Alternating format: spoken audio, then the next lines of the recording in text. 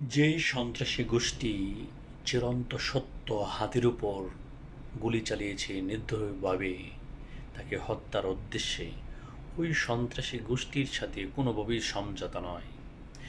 এই গোষ্ঠীর সাথে কোনোভাবেই সমঝোতা নয়। হাদির উপর এই ঘৃণ্যতম হামলার সঠিক জবাব দিতে হবে সঠিক সুষ্ঠু নির্বাচনের মাধ্যমে।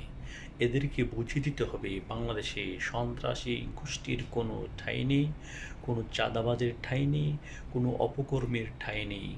বুঝিয়ে দিতে হবে হাদির মতো চিরন্ত সত্য হিরোর সাথে বেইমানি করলে এবং তাকে হত্যার উদ্দেশ্যে গুলি চালানোর যে প্রচেষ্টাকে বানচাল করতে পারে সঠিক নির্বাচনের মাধ্যমে, এটা বুঝিয়ে দিতে হবে সুষ্ঠু নির্বাচনের মাধ্যমে।